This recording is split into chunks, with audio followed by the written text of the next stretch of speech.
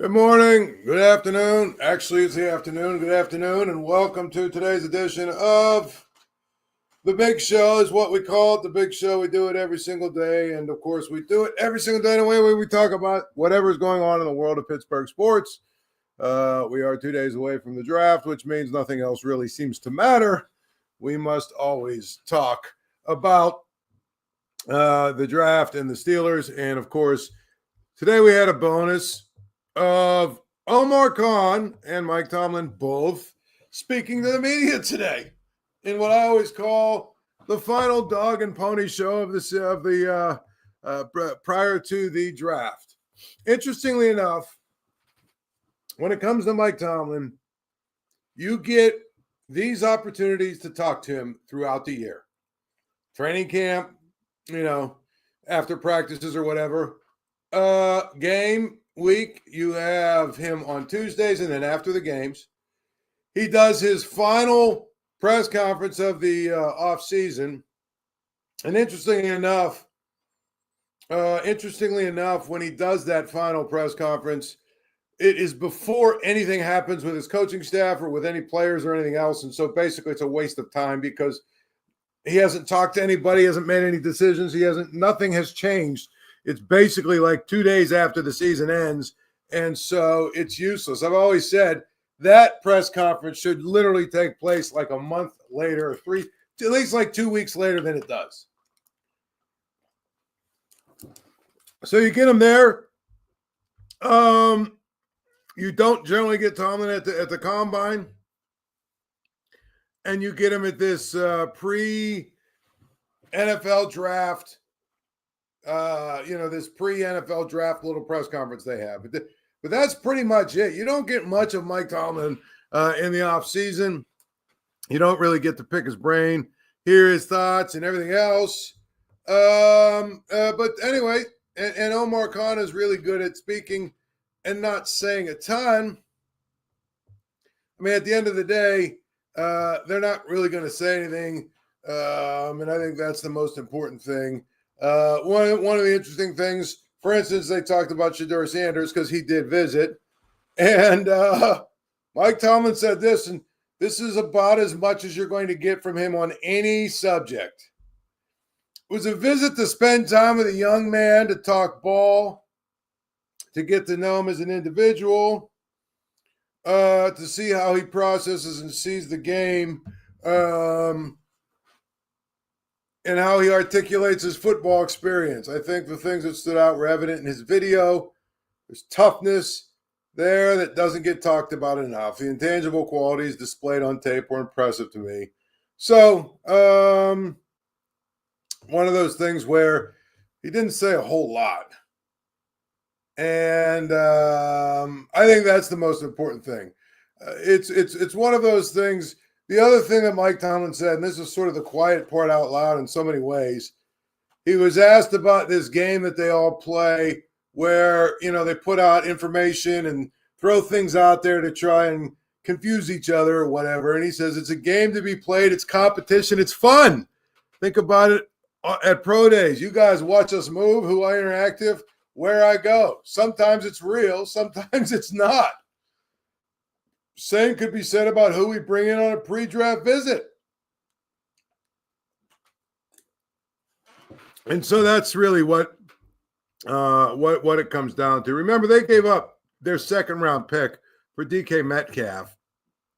And, of course, I think that's the most telling thing is that they don't have a second-round pick. And there's a lot of people that wonder what they're going to try and do when it comes to,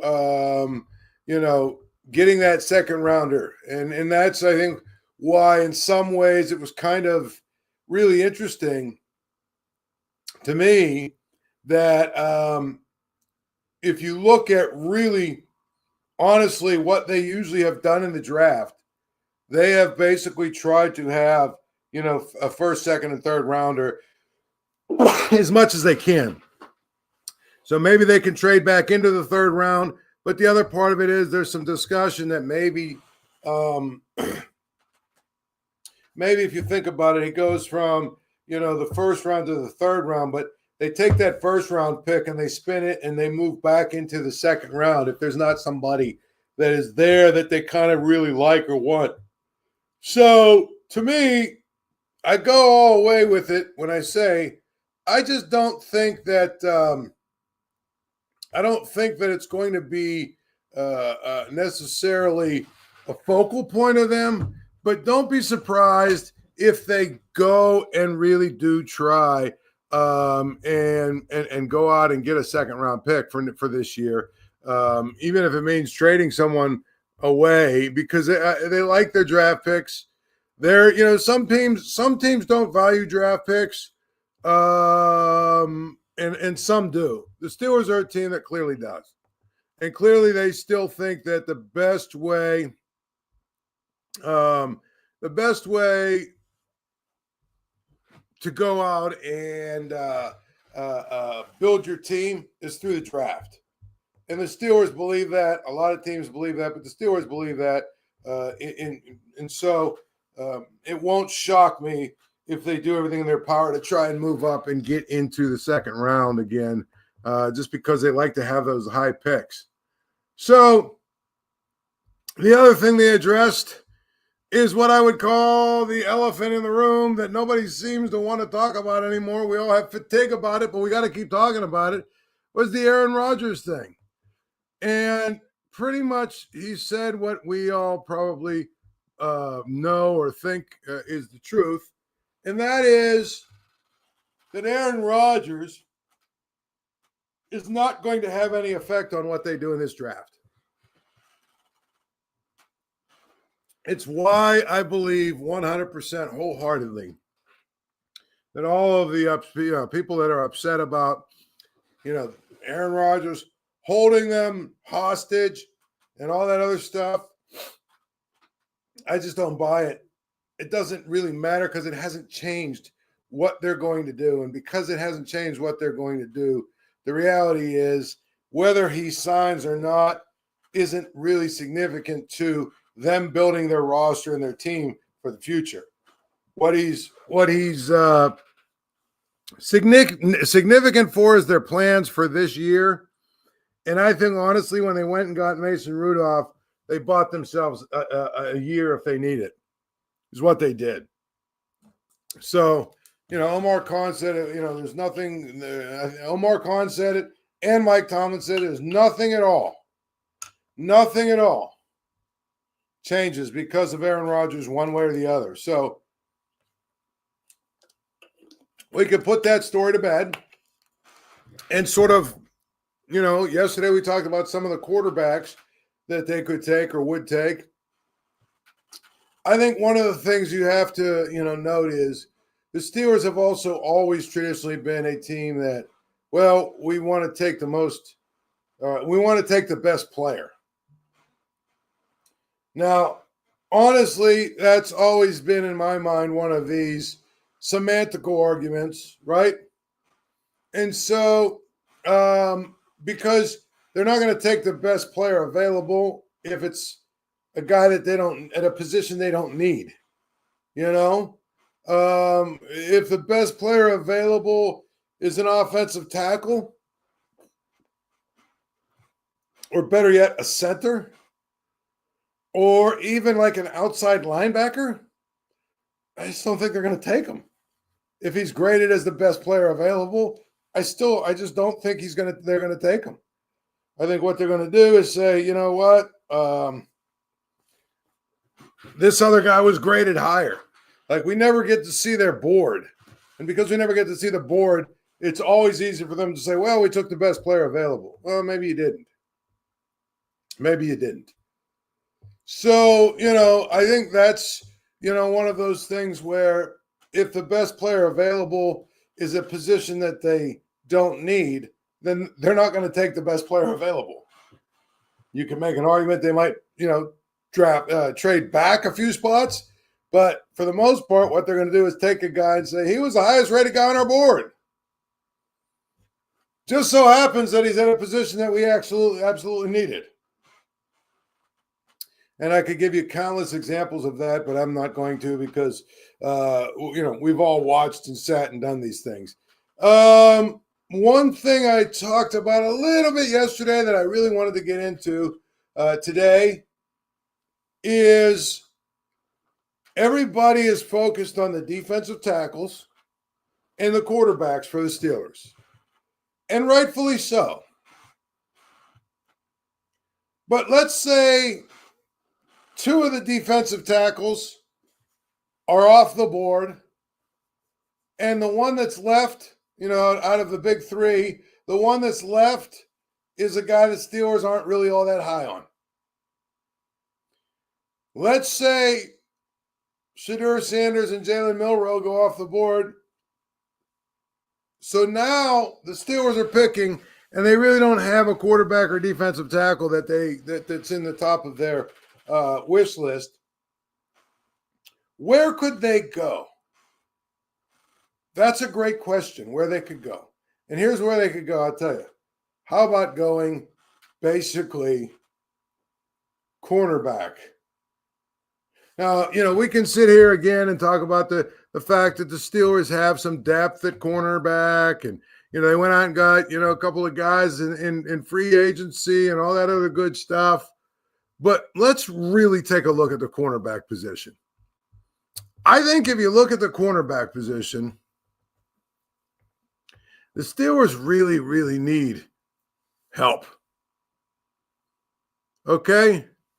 Because let's look at their position at cornerback. Joey Porter Jr. I've heard people evaluate him as sort of a 1.5 to a 2, meaning he's not a true number one corner. I think as a number one corner, he's probably good enough, or he's close enough to being good enough that, I would basically say, okay, if he's your number one and you have a reasonably good number two, you're okay. But people that evaluate football, a lot of them will tell you they think he's better suited as a number two. They think, at best he's like a 1.5. But so you have him. Your other starting cornerback right now is Darius Slade Jr. Now, look, I think obviously he's had a really nice career, been a pretty good player. I do think that he's a guy that can help, and can be sort of a, what do we call it, a bridge guy or whatever. Man the position reasonably well. But think about this. He's 34 years old, and he's going into his 12th season. Okay? He's not the player he was 5 or 6 years ago.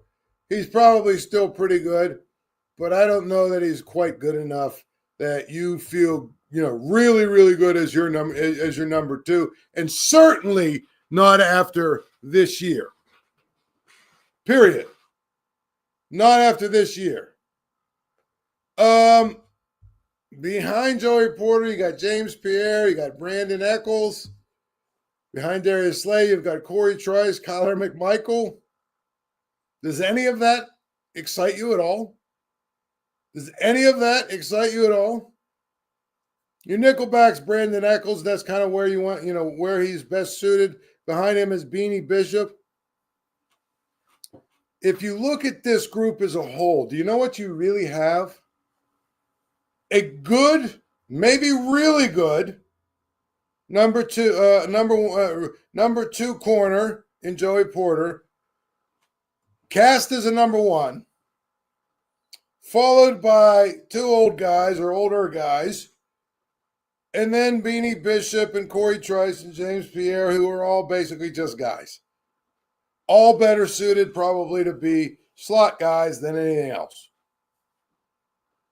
So that's why I say we talk an awful lot about defensive tackles, and we talk an awful lot about quarterbacks, but cornerbacks are going to be kind of the where you want to look, I think, in the first round. So I pulled up some of these rankings, and again, these are rankings by guys, and here's why sometimes rankings are off versus personnel guys. Number one, the guys that are doing the rankings for these websites and whatever, these systems or whatever you want to call them, they're doing the rankings for these, these websites. What are these services? That's what I'm looking for. These scouting services. These guys, they're evaluating probably a little different than maybe some NFL personnel guys are going to evaluate. Some are actually ex-NFL personnel guys, to which I often say, well, if they were good at being that, then why aren't they doing that anymore? But they're evaluating things a little bit different. Secondly, you can evaluate players 1 through 30, but each and every individual team, they like certain characteristics of their players, maybe a little different than other teams. And so, like, to me, when we sit here and talk about it, some teams might like their corners to be a little bit more rangy, a little bit more, athletic, a little bit more length, with a little more length. Some might like the compact guys that are quick, quick twitch guys or whatever you want to call them, quick change of direction guys. Some might like the bigger, more physical guys. So you might have 3 guys on your board ranked ahead of the 4th guy, but the 4th guy meets the specifics and the standards of the team doing the drafting. That's who they're going to draft. That's who they're going to want. That's the bottom line. And so then the Mel Kiper Juniors of the world will say, well, we had 3 guys ranked higher than him. Why did they take this guy? It's like, well, because we wanted the guy that's 6'2" and, a little bit bigger and stronger and a little bit more physical, because we do a lot of press coverage and, we've got safety help over the top, so we don't need him to be a burner. We want him to be able to be on the outside, handle these big, strong, physical receivers. That's what we're looking for in a corner. Sometimes, and that's why that's what happens. And that's what always happens. Period.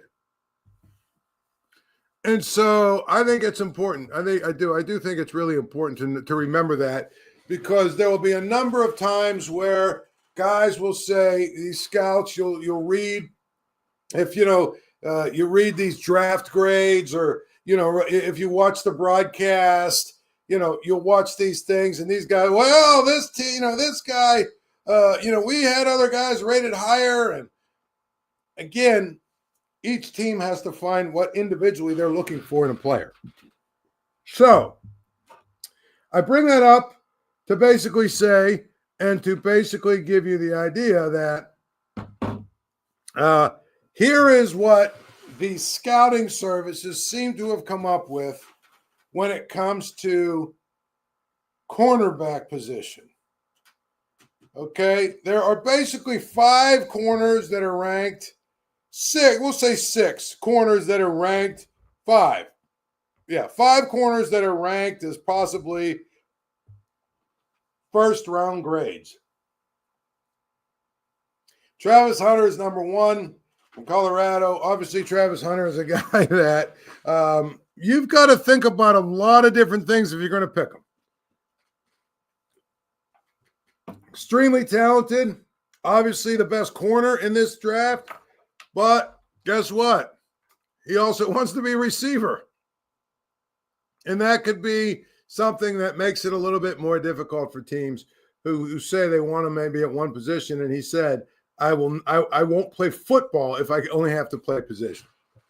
But in terms of pure talent, in terms of, being able to cover, in terms of change of direction, all those things, and his ability, obviously, because he's a receiver. I read one guy say he had elite ball skills, which was kind of funny to me. I mean, I don't know. Of course, that's just me being me. But elite ball skills, he's number 1. Clearly, he's the guy that is going to be off the board before the Steelers even get into their war room and get settled in. I expect him to go somewhere in the top 3.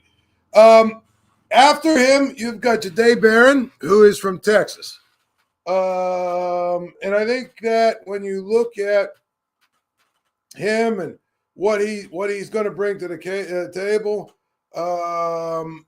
it's interesting that he is actually kind of a guy who can play corner, nickel, slot, and a little safety. So, he's got a little bit of size to him, and he's got a guy who basically is really pretty good. But again, he's a guy that is listed as someone who is like more of a zone defender, a zone guy than a man guy. So if you're a defense that plays a lot of man, I'm not sure he's your second guy on your board. But he is a guy that's considered maybe a top 10 pick, top 15 at the most. Will Johnson from Michigan, he's the kind of guy, honestly, that Mike Tomlin loves. Will Johnson. He's also ranked in the top 15. He's the kind of guy, maybe if the quarterbacks are off the board and the defensive tackles are off the board and it gets to about 17 or 18 and he's still there, I could see the Steelers going up to get him because he's exactly the kind of corner that Tomlin likes. I'll read you the description. Johnson is long, lean, elite foot quickness, and change of directed. And so there you have it. And again, the only question about him here, they're talking about his long speed, or is maybe not quite what the other guys are. But you know what? He's a guy who could play a couple of different schemes and do well. So, but Tomlin loves those long, lean guys. Trey Amos from Mississippi is a guy that would actually probably be on the board for the Steelers.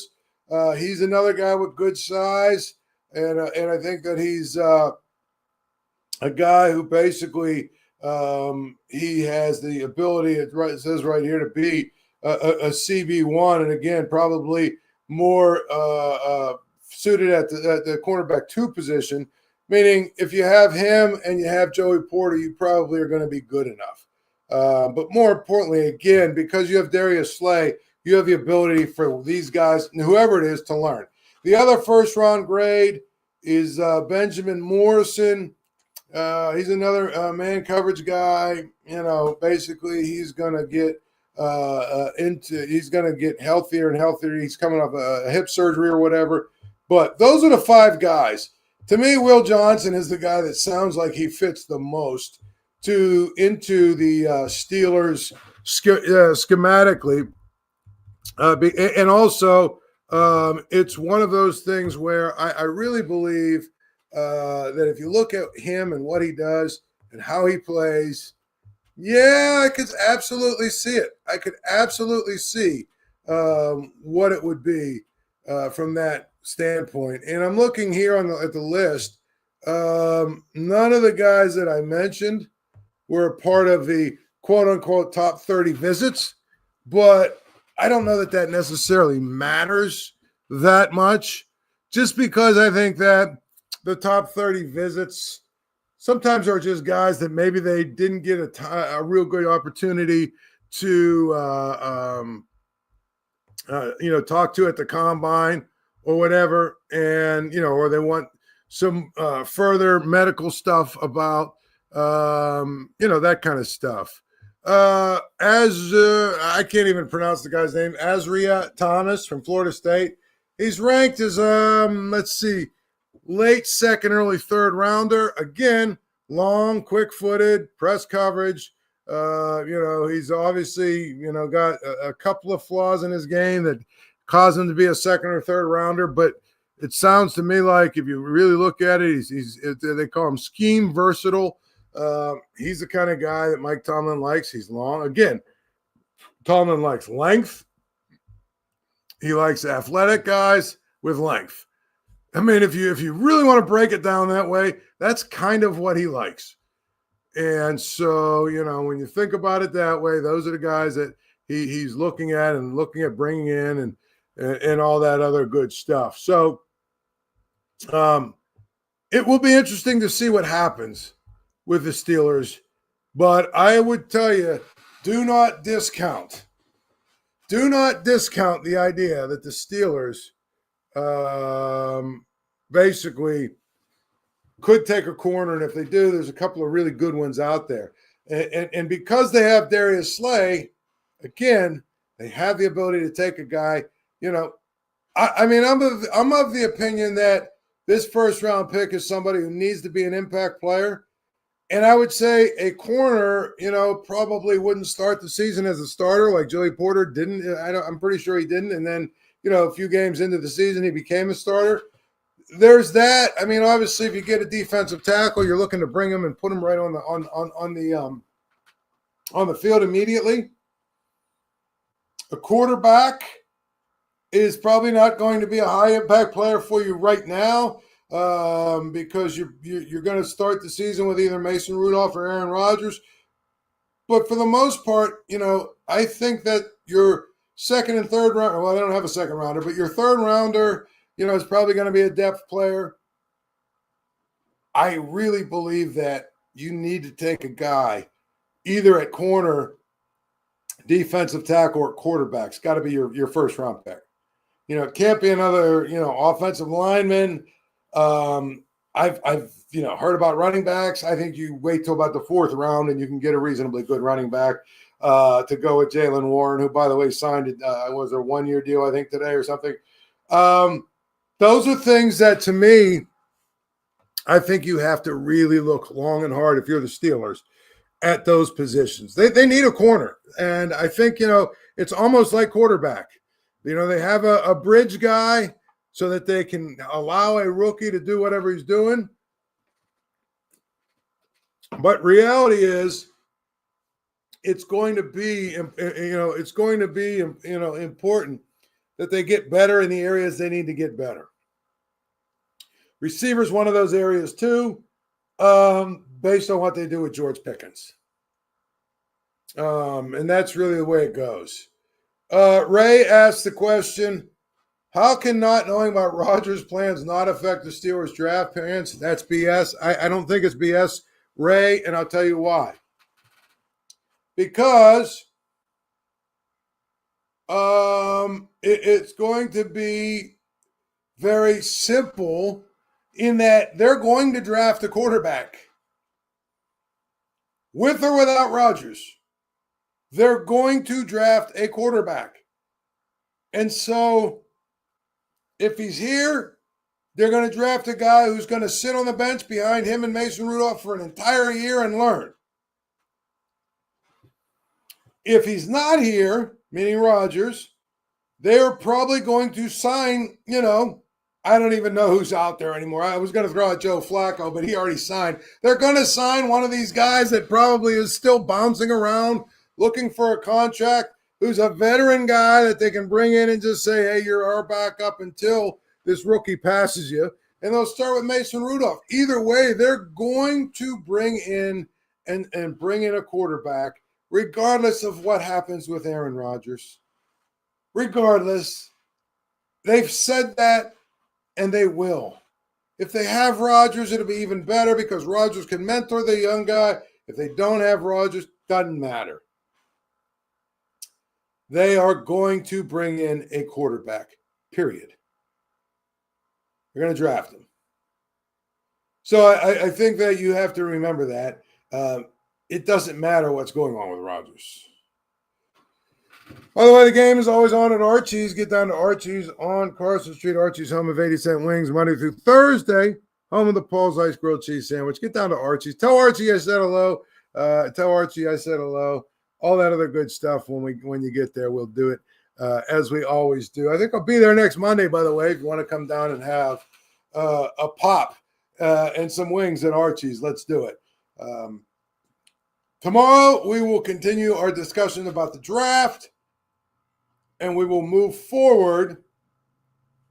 Also, looking ahead to the weekend, previewing all 3 rounds of the draft. Then, of course, Thursday night, the draft show will be down at Mike's Beer Bar, and then Friday I will be there, or I will be on as a part of that show as well. So until such time, enjoy your evening, do everything you do to have a good time, and we will speak again tomorrow.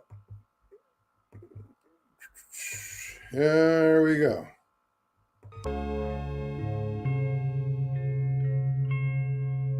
Thank you for checking out this content from Post-Gazette Sports. If you watch this video on YouTube, please like the video and subscribe to our channel. For all of the sports coverage the Post-Gazette has to offer, visit post-gazette.com.